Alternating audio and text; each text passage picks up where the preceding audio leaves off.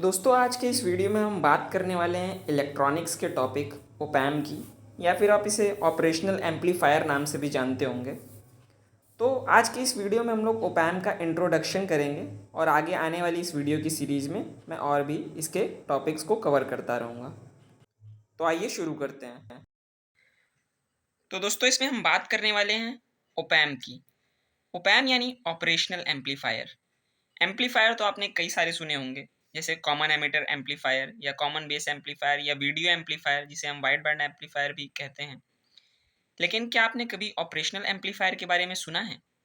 तो आज हम इस वीडियो में लेकर आए हैं ऑपरेशनल एम्पलीफायर के बारे में।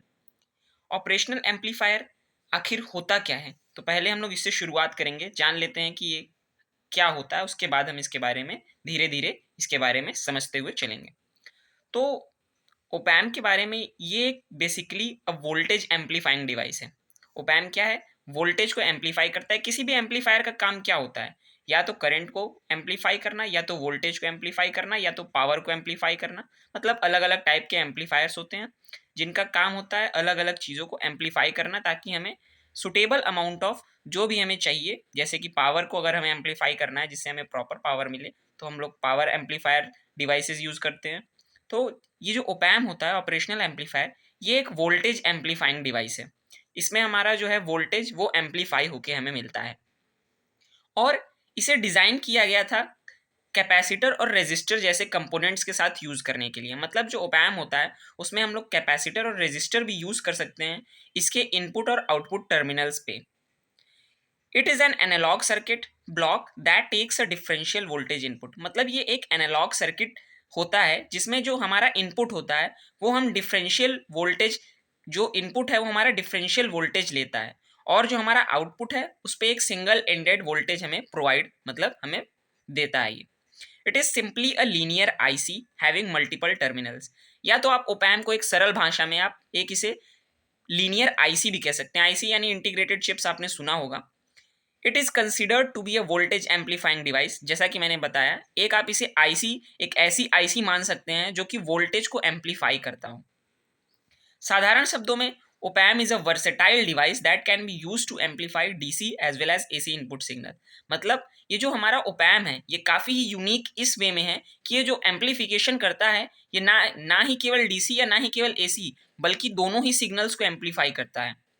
And this was originally designed for performing mathematical operations such as addition, subtraction, multiplication and integration।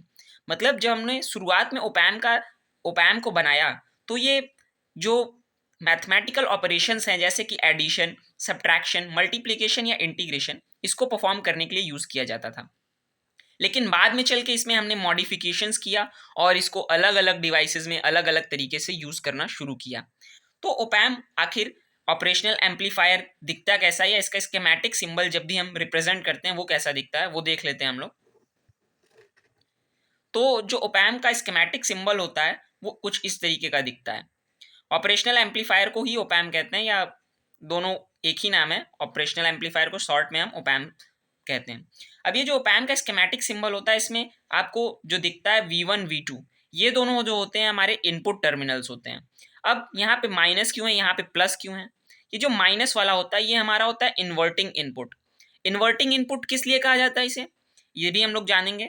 Inverting input इसे इसलिए कहा जाता है क्योंकि हम लोग जो भी इस पॉइंट पे जो भी हम लोग इनपुट प्रोवाइड करेंगे, उसका जो हमें आउटपुट मिलेगा वो इन्वर्ट मिलेगा। इन्वर्ट मीन्स, जैसे कि मैं आपको बताता हूँ, जैसे आपने यहाँ पे इनपुट दिया कुछ इस तरीके का, इस तरीके का आपने इनपुट वोल्टेज प्रोवाइड किया, तो जो हमें आउटपुट मिलेगा वो इन्वर्ट होके मिलेगा, यानी उसमें फेज डिफरेंस आ जाएगा 180 डिग्री का।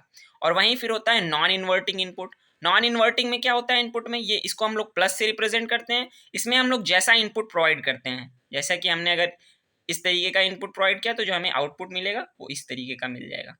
अब यहाँ पे हमने शुरू में बात की थी डिफरेंशियल वोल्टेज की, यानी एक्चुअल में जो हमें आउटपुट मिलता है, अगर ये दोनों टर्मिनल्स हैं, इन दोनों टर्मिनल्स पे इनपुट प्रोवाइड कराया जाए तो हमें आउटपुट कैसा मिलेगा।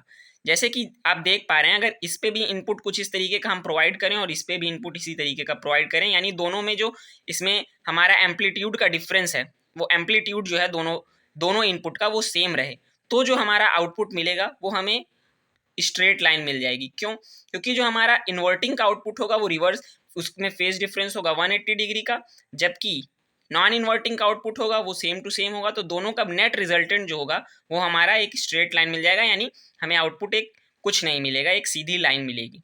और ये जो ए है यहाँ पे इस सिंबल में आप ए देख पा रहे होंगे, ए को इसे कहा जाता है गेन, वोल्टेज गेन। जो भी हमारा आउटपुट होता है वो हमारा volt gain times V1 minus V2 होता है। Gain times V1 minus V2 मतलब जो भी हमें आउटपुट मिलेगा वो गेन का मल्टीपल होगा, और वोल्टेज का डिफरेंस, दोनों ही टर्मिनल पे जो भी हमारा वोल्टेज होगा उन दोनों टर्मिनल के वोल्टेज के डिफरेंस से अगर हम लोग गेन को मल्टीप्लाई करेंगे तो हमें मिल जाएगा हमारा आउटपुट।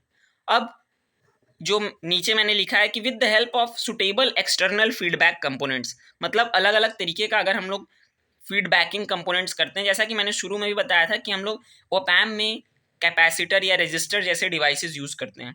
तो जो मॉडर्न डे में ओपैम का केवल यूज़ या मैथमेटिकल ऑपरेशंस तक ही सीमित नहीं रह गया है, बल्कि इसे हम अलग अलग और भी जगह पे यूज़ करते हैं।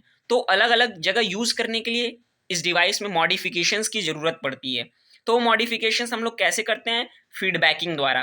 फीडबैकिंग कंपोनेंट्स हम लोग इसमें लगाते हैं, जिससे ये जो हमारा ओपैम है आज मॉडर्न डे में AC and DC digital amplification, active filters, oscillators, comparators, regulators और भी अलग अलग डिवाइसेस में यूज़ किया जाने लगा है।